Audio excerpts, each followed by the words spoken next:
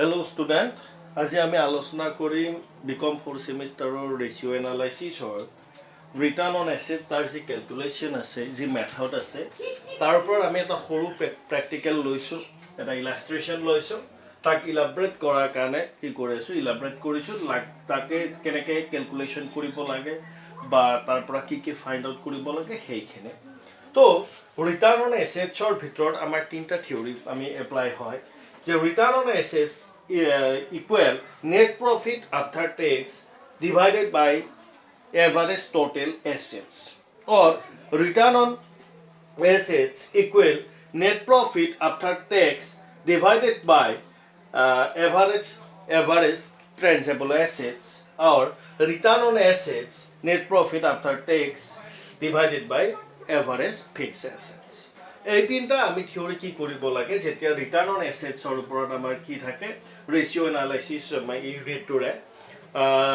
যেতিয়া আমি ক্যালকুলেশন কৰিব লগিয়া হয় সেইখিনি আমি সেই তিনিটা ফৰ্মুলা কি হয় এপ্লিকেবল হয় এনিৱেজ আমি ইলাস্ট্ৰেশন নম্বৰ 45 কল্যাণী পাব্লিকেশনৰে এটা লৈছো তাৰ ভিতৰত চাবা কোৱেশ্চনটো মই এবাৰ মাটি দিছো তোমালোকৰ ওচৰত মই ডিক্টেট কৰিছো যে computed the return on capital employed total assets basis for the following information relating to the company X and Y. Kiki ase saba the net sale for the year company X 2,75,000 company Y what? Ortha pamane company Y ki uliabo dia hoise net sale for the year. Pon তাৰপিছত total assets company X হোৱাট চেন আৰু company Y আছে 42,500 next তাৰমানে company এক্সৰ কি উলিয়াব দিয়া আছে total assets okay net profit on cell 4% আৰু ইয়াত কি দিয়া আছে 19% টাৰ্নওভাৰ ৰেশিও টোটাল এসেট 6 মান্থ আৰু কোম্পানী ওয়াই দিয়া নাই হোৱাট উলিয়াব লাগিব আমি হেতু ফাইন্ড আউট কৰিব লাগিব দেন গ্ৰছ মাৰ্জিন 38% और company war 4,680 within bracket 25%. Let's go for a calculation. Okay. So solution company X की है company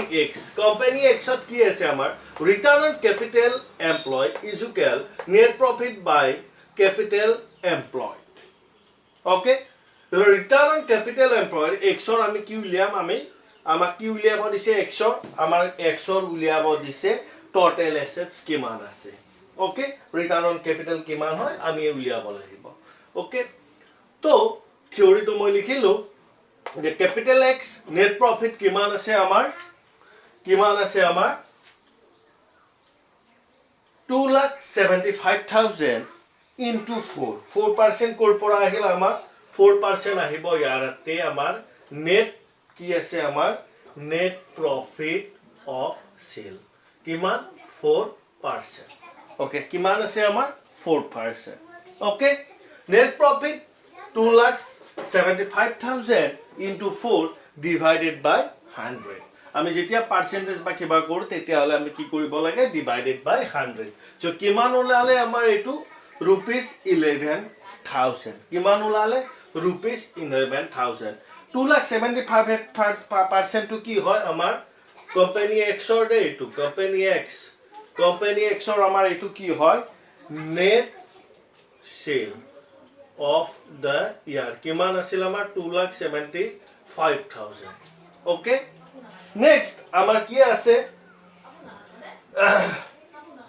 11,000 ওলালে আমাৰ তাৰপিছত আমি কি কৰিম টোটাল এসেটস কিমান 2,75,000 divided by 6 কিয় 6 হয় আমাৰ ইয়াতে the turnover of the total assets কিমান আছে আমাৰ টোটাল কোৱেশ্চন তো 6% সো আমি ইয়াতে কি লিখিম 6 সো 2,75,000 divided by 6 তেতিয়া হলে আমাৰ ক্যালকুলেশন তোৰ পৰা ওলাই কিমান 45,833 কিমান ওলাই 45,833 6 to কৰ পৰা লিখিলো আমাৰ 6 to লিখিছো আমি এইটো আহিছে আমাৰ টাৰ্নওভাৰ অফ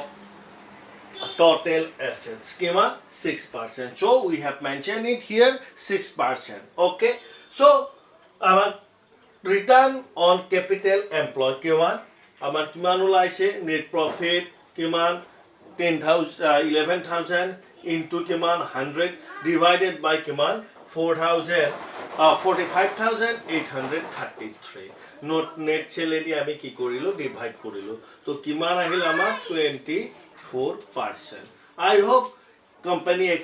এইখিনি কথা তোমালোকে বুজি পাইছা I hope you have understand the company X or যি find out কৰিব দিছে সেইটো আমি তোমালোকে বুজি পাইছা So এটা company X to আমাৰ calculation to complete hall okay now আমি এটা কাৰ উলিয়াব লাগে কোম্পানি যেহেতু কোম্পানি X আৰু কোম্পানি কি দিছে আমাক Y দিছে দুটা কোম্পানি তো কোম্পানি X ৰ আমি কি উলিয়া আছে এটা কোম্পানি Y ৰ আমি উলিয়াম কোম্পানি Y সেলস কিমান আছে আমাৰ টোটাল সেলস কিমান আছে আমাৰ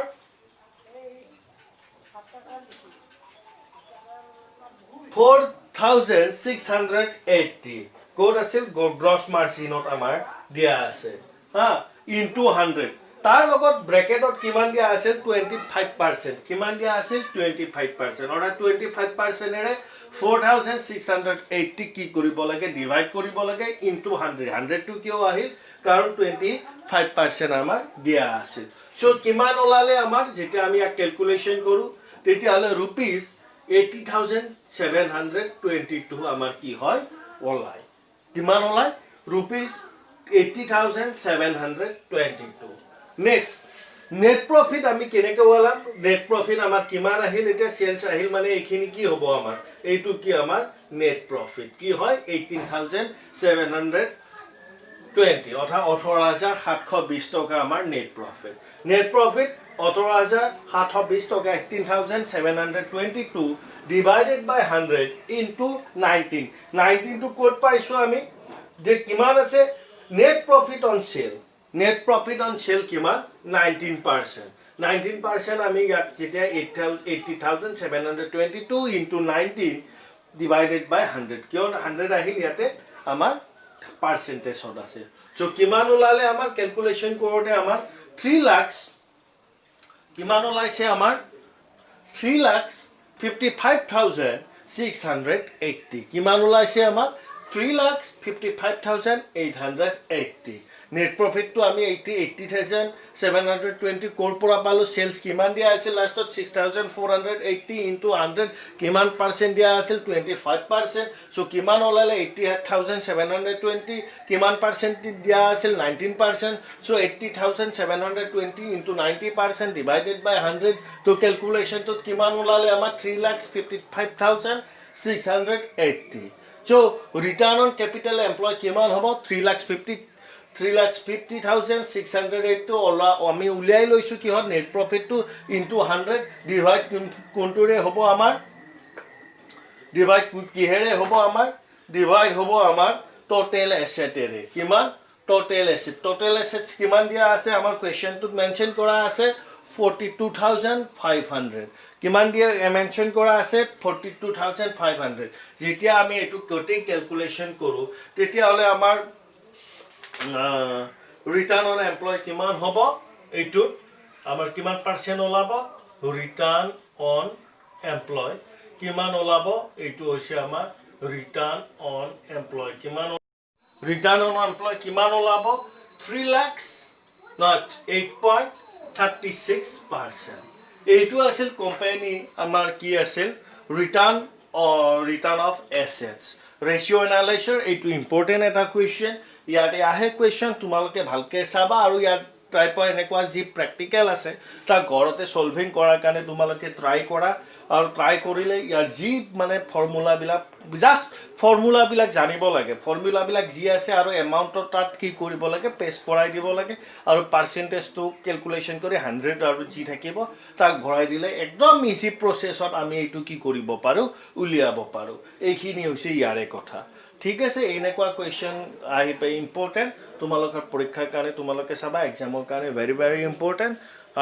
এইটো কুৱেশ্যন শেষ যদি কিবা বুজি নোপোৱা আছে তেতিয়াহ'লে তোমালোকে মোক ফোন কৰিবা মই ইলাবৰেট কৰাৰ কাৰণে কি কৰিম ট্ৰাই কৰিম ধন্যবাদ